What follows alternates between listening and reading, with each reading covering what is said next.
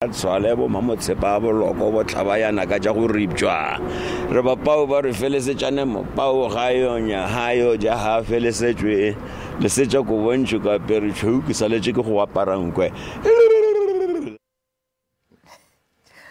President Jacob Zuma has expressed his heartfelt condolences on the sad passing of internationally acclaimed jazz artist, legendary trumpeter, cultural activist and liberation struggle veteran Hugh Masekela, who passed away at the age of 78. This happened yesterday. In 2010, President Zuma bestowed the National Order of Ikhamanga in gold to one of South Africa's pioneers of jazz, Hugh Masekela, for his exceptional contribution to music and the struggle against apartheid in South Africa. To talk more about Hugh's musical and human rights contributions, we're joined in studio by Minister Nathi Mthethwa. Of course, he is the Minister of Arts and Culture. Minister, it's not a nice morning to be talking to one another. Especially about the passing of a legend, if we can call him that.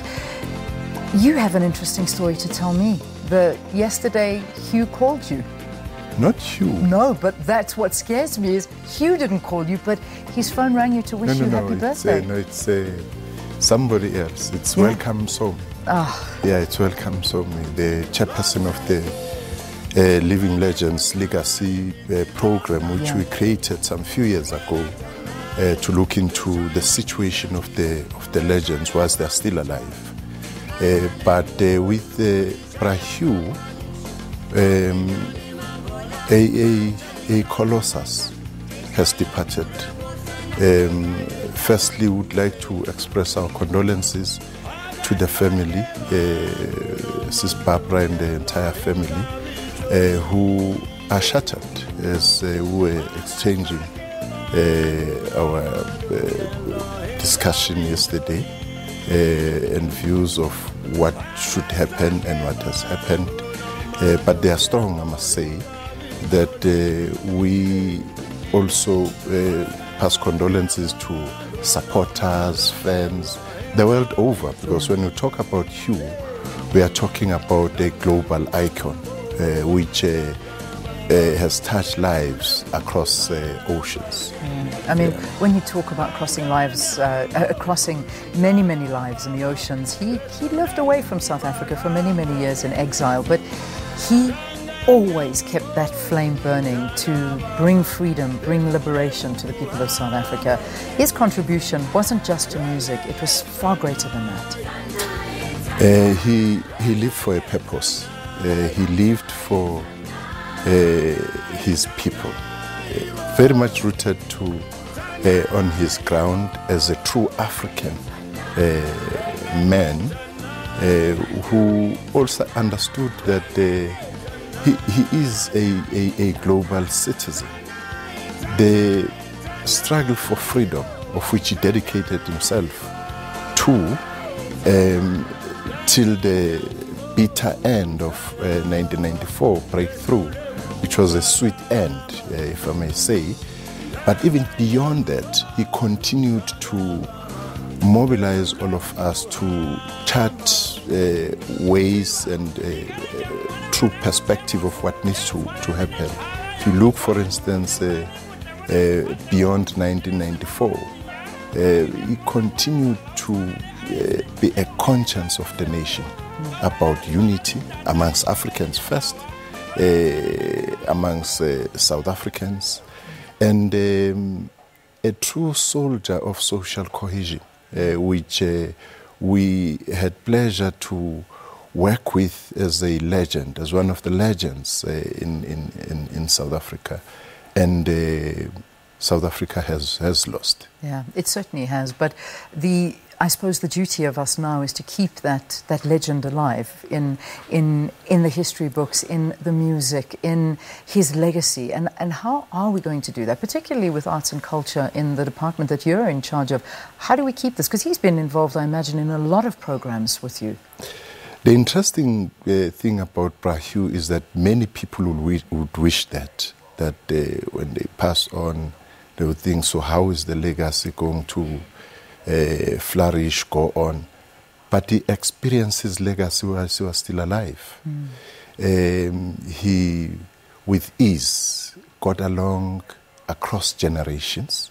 He was at home with his peers, younger generation and more younger generation.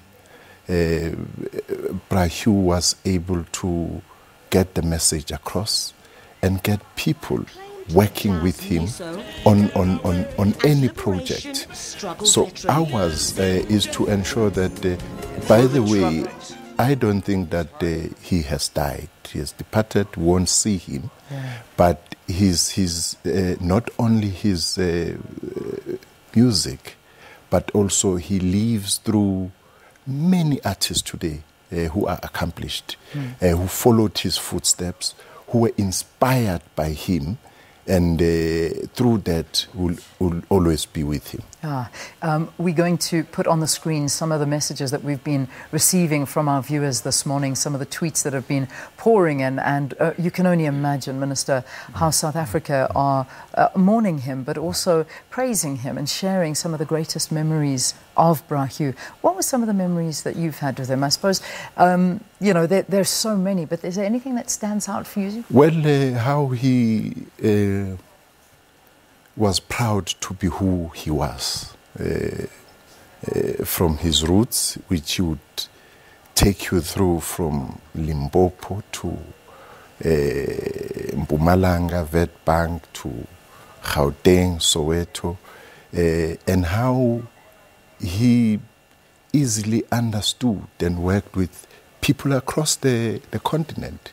And a particular project he wanted, which we were working with, which was one of the last projects, where he was praising Princess Magogo, and how she was a pioneer in music, especially traditional music, opera, and so on and so forth. So I would really remember such from him. Minister, in terms of funeral details, obviously that's up to the family. They'll be announcing all of that. But any word on official status for the wedding as yet? Has the President declared this? Well, firstly, the family would want to have a private ceremony for him, but they at the same time want to share Hugh with the public through memorial services which are planned, two of them actually, before the funeral.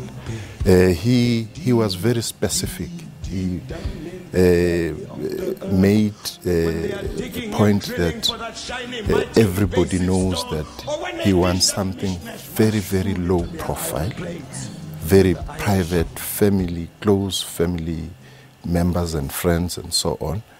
So that's what eventually is going to happen. Okay, Minister, thank you. And I know I suppose it isn't fitting to say it, but happy birthday for yesterday. And I think what I was asking you in the beginning is that you were telling me how Hugh would phone you on your birthday every single year, and when you saw this phone call coming through, you thought it was from him, but unfortunately it was to tell you the news. So that's it's not a nice way, but happy birthday nonetheless, and thank you so much for coming in this morning. Thanks so much. Thank you, Minister.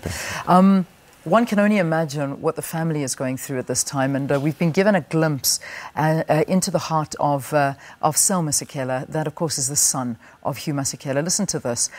It is with a heavy heart I confirm that my father, Hugh Masekela,